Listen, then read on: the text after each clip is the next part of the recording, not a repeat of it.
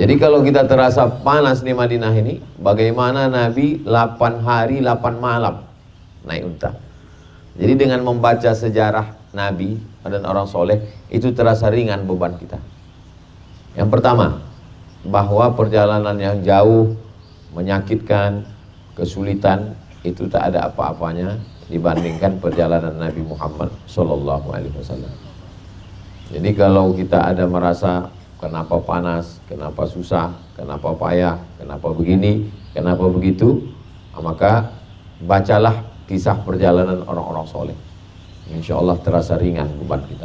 Iyamsaskum qarhun, kalau kamu merasa dulu sekarang kamu sulit, faqad massal qauma qarhun mithluh, maka orang-orang sebelum kamu juga mengalami kesulitan yang luar biasa. Assalamualaikum warahmatullahi wabarakatuh. Saya berada di asrama Ma'had Az-Zahra, 4 lantai 36 kamar. Ada tak ada kita, asrama ini tetap jadi, anak-anak tetap menghafal Quran di sini, tetap jadi orang, tetap menjadikan amal jariah mengalir. Kita hanya sekedar menumpang tuah, mengambil berkah. Mari kita selesaikan bangunan ini melalui transfer ke BSI nomor rekening 76777772227 atas nama Pendidikan Hajah Rohana almarhumah mak saya. Nomor admin jangan lupa kontak ke nomor 0811 6650 026. Berkah selalu. Assalamualaikum warahmatullahi wabarakatuh.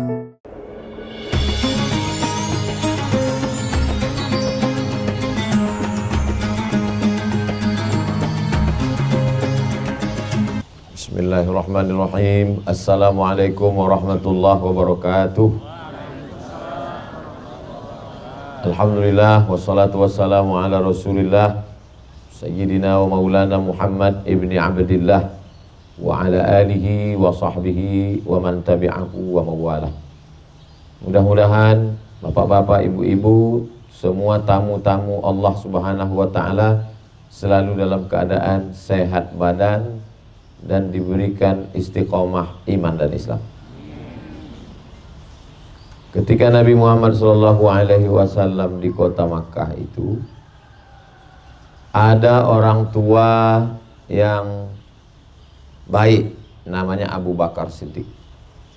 Ada anak muda yang secara fitrahnya baik, namanya Umar bin Khattab. Ada anak muda yang cerdas, baik, namanya Ali bin Abi Thalib. Ada anak muda yang kaya, namanya Utsman bin Affan.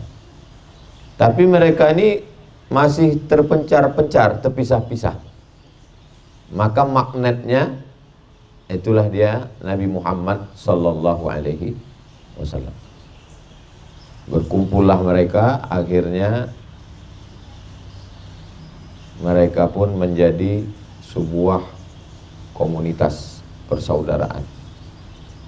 Jadi ketika Nabi SAW bersama sahabat di kota Makkah selama 13 tahun hijrah ke Habasyah, tak terlalu baik support di Habasyah. Rajanya namanya Najasyi, dipimpin gelombang pertama itu oleh saudara Ali bin Abi Thalib, namanya Ja'far bin Abi Thalib.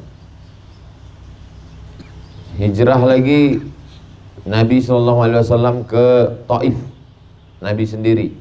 Orang Taif pun tidak menyambut juga, dilempar pakai batu, berdarah kaki Nabi. Akhirnya Nabi pulang ke Makkah.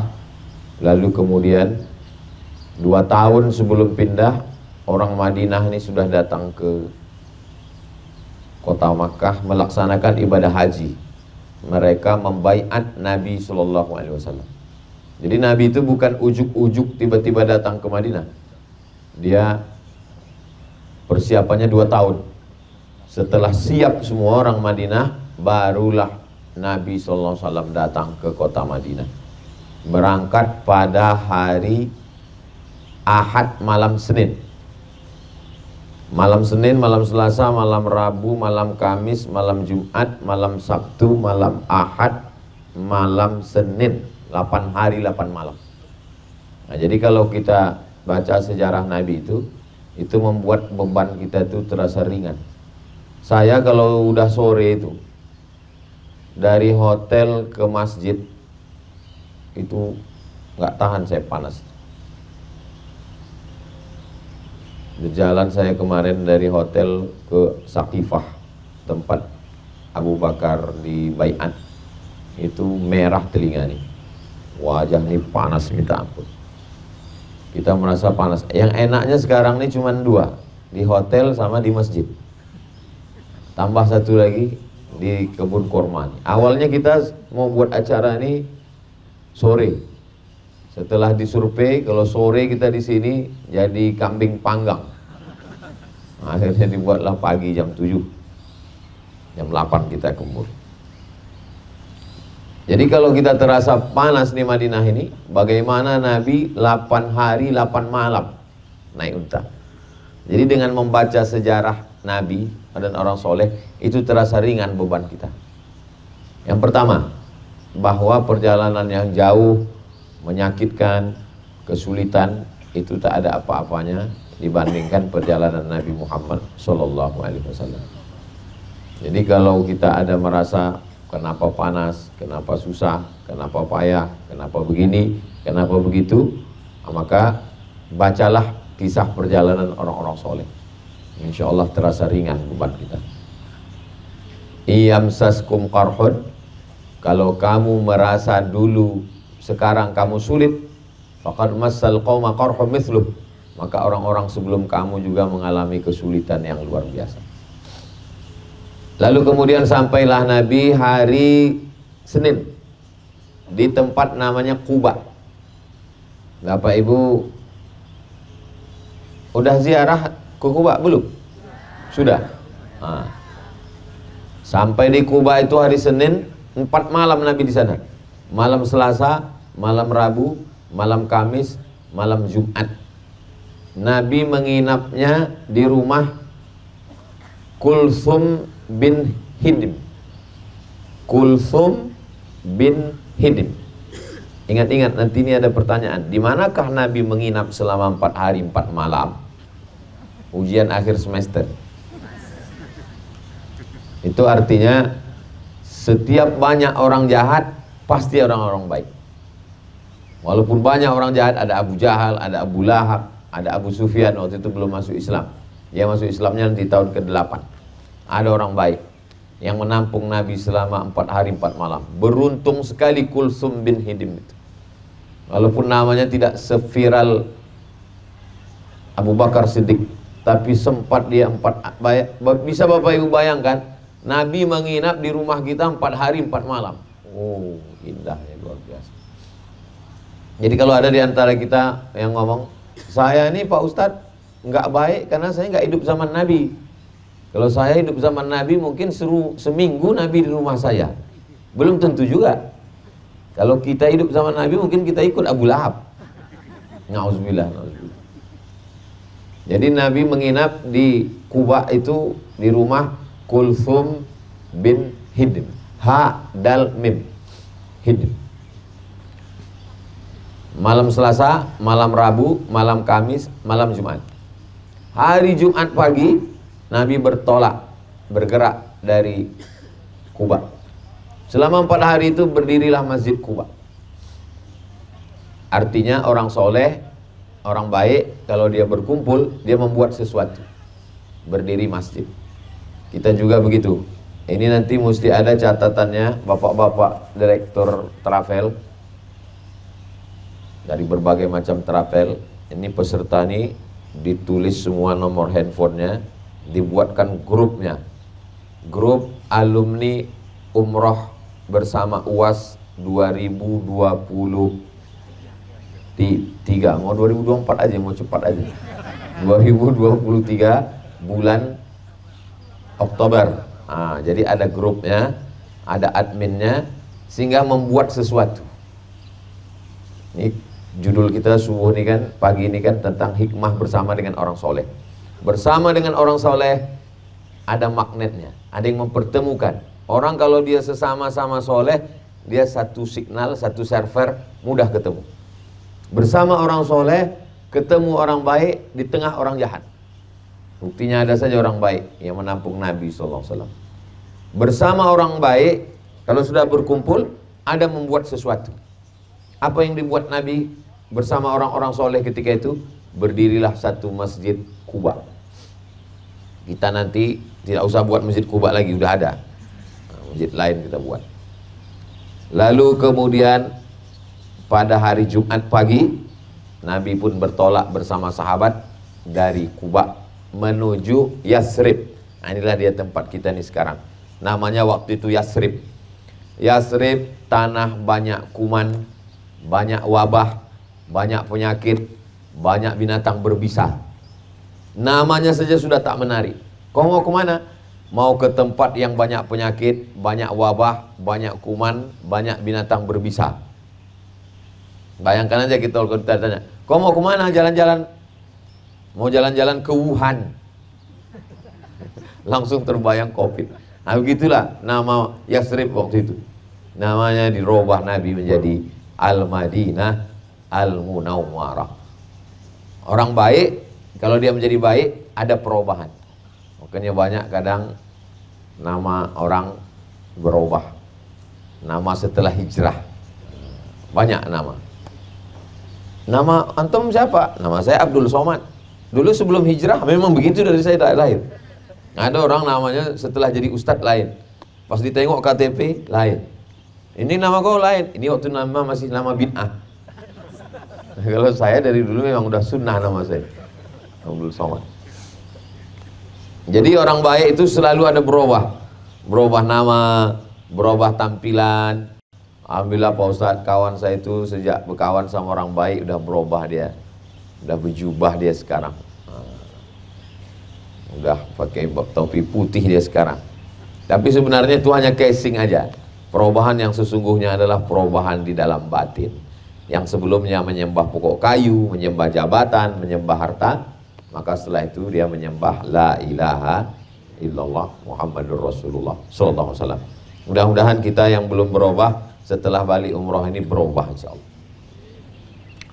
Saya Pak Ustadz, kawan saya itu orangnya ceria, tapi setelah balik umroh itu berubah dia orangnya murung, suka bersedih. Kenapa? Banyak kali belanjanya Pak Ustadz. Nah, itu lain perubahannya. Kita mau berubah ini. Dulu sebelum umroh orangnya tak suka ke masjid. Setelah umroh, Masya Allah ke masjid. Itu yang mau kita mau. Dulu sebelum umroh orangnya bakhil, pelit. Setelah umroh orangnya jadi dermawan. Dulu sebelum umroh orangnya cakapnya kasar. Setelah umroh orangnya menjadi lembut, baik Pak Ustadz. Mudah-mudahan kita ada perubahan insya Allah. Lalu kemudian Nabi pun bertolak, berhenti dia. Masuk waktu sholat Jumat, berhenti dan sholat Jumat Nabi. Tanah tempat Nabi sujud waktu sholat Jumat itu, berdirilah masjid. Didirikan oleh Umar bin Abdul Aziz, khalifah yang adil dan amanah. Nama masjid itu Masjid Al-Jumu'ah. Dari Quba ke Madinah sebelah kanan, Masjid Al-Jumu'ah. Lalu kemudian sampailah di Madinah. Disambut mereka lah. Belum pernah kota Madinah dalam sejarahnya meriah, semeriah menyambut Nabi Muhammad SAW. Semua mau ngajak mampir.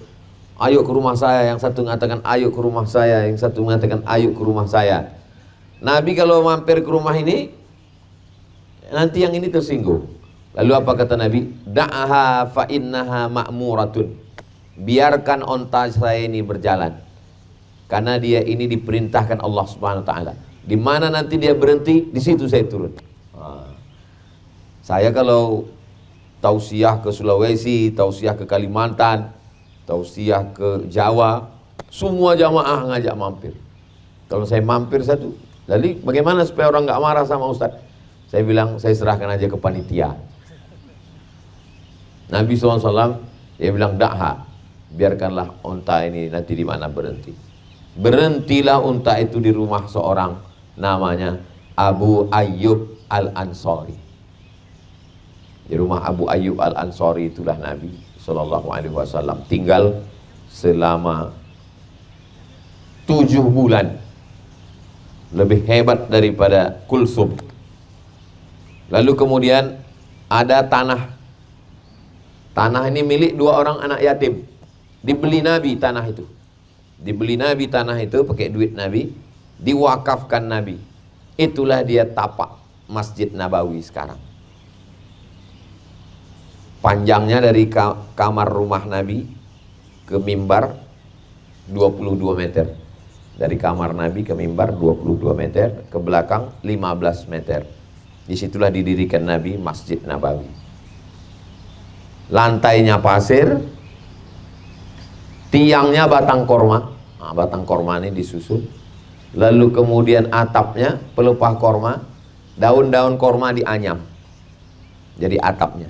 Dindingnya tanah liat yang tidak dibakar, karena sini jarang hujan. Tanah liat yang dijemur kering, disusun-susun. Panjang umur sehat badan, mudah-mudahan ada di antara kita nih yang membuat replika Masjid Nabawi itu nanti. 15 meter kali 20, 22 panjang, 15 ke belakang, batang kurma. Kalau payah nyari batang kurma, batang sawit aja dulu. Habis itu atapnya pelepah kurma, daunnya dianyam, lantainya pasir. Bentuknya hanya 4 persegi saja, 4 petak. Di samping itu kamar Nabi bersama Sayyidatuna Aisyah. Di depan rumah Aisyah itu rumah Umar bin Khattab. Jadi kompleknya begitu. Begitulah perumahan mereka di zaman itu. Ini rumah Nabi SAW. Di depannya arah ke kiblat itu rumah Umar bin Khattab. Di belakang arah ke belakangnya itu rumah Sayyidatuna Fatimah. Nah, jadi berurutan. Fatimah dengan Sayyidina Ali, Nabi dengan Sayyidatuna Aisyah, lalu kemudian rumah Umar bin Khattab. Dar Umar, Ali Umar, keluarga Umar. Salah satu rumah di situ adalah rumah Hafsah, istri Nabi Muhammad sallallahu alaihi wasallam. Disitulah mereka membina masyarakat yang baru. Selama 13 tahun Nabi Muhammad sallallahu alaihi wasallam berada di sana, berkumpul bersama orang-orang baik, lalu kemudian membuat sebuah peradaban yang baik. Akhirnya terwujudlah kota Al-Madinah Al-Munawwarah. Biasanya kita kalau ditanya orang, kamu mau kemana? Saya mau ke Bali. Kenapa kamu ke Bali? Pantainya bagus. Kamu mau kemana? Saya mau ke Kalimantan. Kenapa Kalimantan? Hutannya bagus. Kamu mau kemana? Saya mau ke Thailand. Kenapa ke Thailand? Hiburan maksiatnya bagus. Tak ada larangan, bebas sebebas-bebasnya. Kamu mau kemana? Saya mau ke Indonesia. Kenapa Indonesia? Orangnya bagus, ramah, senyum-senyum. Kamu mau kemana? Saya mau ke Amerika. Kenapa ke sana? Karena hiburannya bagus. Kalau 5 prinsip ini kita pakaikan ke kota Madinah. Hutan tak ada. Laut 400 km baru sampai ke Jeddah. Salju tak ada. Ramah, udah berapa kali kita kena usir. Kalau dibilang ramah, saya pun subuh tadi kena halau dari Raudhah. Jadi apalah yang kita cari kemari? Cuacanya dinginnya menggigil minta ampun. Sekali panas telinga kita merah, panas minta ampun. Jadi apalah yang membuat kita datang ke sini? Cuma satu, Nabi Muhammad sallallahu alaihi wasallam. Seandainya Nabi itu lahir hari Jumat, orang akan bilang hari Jumat dan Nabi Muhammad. Seandainya Nabi lahir pada bulan Ramadan, orang akan bilang bulan Ramadan dan Nabi Muhammad. Dipilih Allah, Nabi lahir bukan pada hari Jumat, tapi pada hari Senin. Yang waktu itu hari Senin bukan hari apa-apa, biasa saja. Dan Allah pilih bulannya Rabiul Awal, bukan bulan Zulhijjah. Kalau bulan Zulhijjah ada haji. Bukan bulan Muharram. Kalau bulan Muharram, bulan haram. Bukan bulan Ramadan. Kalau bulan Ramadan, memang bulan mulia. Dipilih bulan yang tak ada kemuliaan. Bulan Rabiul Awal. Allah ingin menunjukkan dengan adanya Nabi Muhammad, Rabiul Awal jadi mulia. Dengan adanya Nabi Muhammad, hari Senin menjadi mulia. Begitu juga dengan Madinah ini. Salju tak ada, laut tak ada, hutan tak ada, keramahan tak ada, tapi dengan adanya Nabi Muhammad SAW, berkumpullah berjuta-juta manusia datang hanya karena Sayyidina Muhammad sallallahu alaihi wasallam. Kira-kira yang saya ngomong, yang saya cakapkan ini betul apa tak betul? Itu analisa saya. Mana tahu ada di antara ibu mengatakan, enggak Pak Ustadz, saya suka panas ini. Kalau saya umroh bulan Februari, enak memang kalau kemarin ini pas musim panas, nggak tahan kita berkaos-kaos, baju 3 lapis. Pas sekarang enaknya musim dingin memang. Kalau dingin bisa kita pakai jaket, kalau panas nih apa yang mau dipakai? Memang manusia selalu begitu. Pokoknya mau berangkat bulan apa aja, nikmati aja. Pas lagi panas nikmati, pas lagi dingin nikmati. Mudah-mudahan kita termasuk orang yang menikmati. Bukan panasnya, bukan dinginnya, tapi kita bersama siapa? Dan kita insya Allah bersama Nabi Muhammad sallallahu alaihi wasallam. Jadi magnet Nabi Muhammad SAW itulah yang dibagi-bagikan kepada wali-wali Allah. Ada wali ini dapat sekian persen, ada orang soleh ini dapat sekian persen. Jadi kalau cinta kita ke orang itu hanya dapat pancaran saja dari kecintaan kepada Nabi SAW. Jadi kalau diibaratkan cinta itu seperti air galon, Nabi Muhammad itu 1 galonnya. Lalu kemudian ibu dapat 1 gelas, bapak dapat 1 sendok. Kenapa ibu lebih banyak? Memang begitu, mereka selalu suka lebih banyak. Bapak dapat. Jadi kalau ada orang lebih dicintai, kenapa ini lebih dicintai? Itu karena kemuliaan Nabi Muhammad SAW. Bukan karena dirinya, bukan karena dia. Kita ini tak ada apa-apa, tapi karena Nabi Muhammad. Ketika orang mencintai Nabi Muhammad, maka Allah Subhanahu wa ta'ala meletakkan cintanya ke hati orang itu. Lalu Allah memanggil malaikat Jibril, kata Nabi, kata Allah, wahai Jibril, aku cinta kepada si fulan, bagi tahu kepada seluruh makhluk di langit, malaikat-malaikat, aku mencintainya, dan buat seluruh umat manusia cinta juga kepada dia. Nah, jadi kalau ada kita tengok, dan orang ramai itu belum tentu tanda cinta. Jangan nanti pas nengok orang ramai, Ustaz Somad kalau tabligh akbar ramai, berarti dia dicintai Allah. Kalau standarnya ramai, berarti Michael Jackson dicintai Allah. Penyanyi dangdut berarti dicintai Allah. Jadi ramai itu bukan jadi standar. Standar itu adalah karena keimanan. Kalau makin ramai makin taat beribadah, makin ramai makin istiqomah, makin ramai makin taat. Mudah-mudahan ramainya kita ini makin taat dan makin istiqomah insyaallah.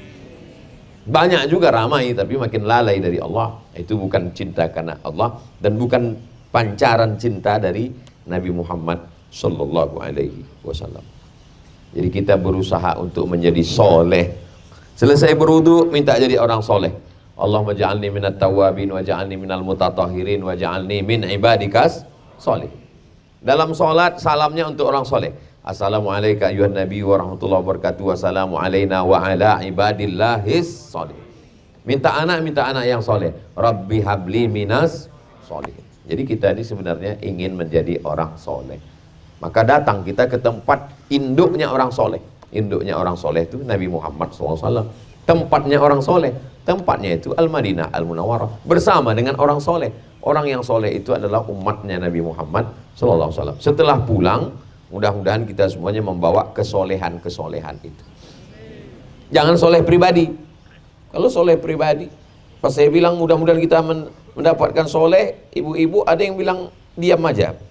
Kenapa dia tidak mengaminkan? Rupanya nama suaminya Pak Soleh. Dia udah dapat. Jadi kita mau jangan soleh pribadi. Yang penting saya udah ke masjid, yang penting saya sudah zikir. Enggak. Kita soleh mengajak. Sebagaimana kita soleh ketika di Madinah ini. Kalau berangkat sama-sama, ramai-ramai. Ada juga kawan ini pas giliran ke masjid ramai-ramai, pas makan sendiri. Ustadz ini menyindir nih, enggak. Saya ustadz yang tak pandai sindir menyindir. Cerita aja. Pas sholat sama-sama, itikaf sama-sama, ke Taman Raudhah sama-sama, mati sendiri-sendiri.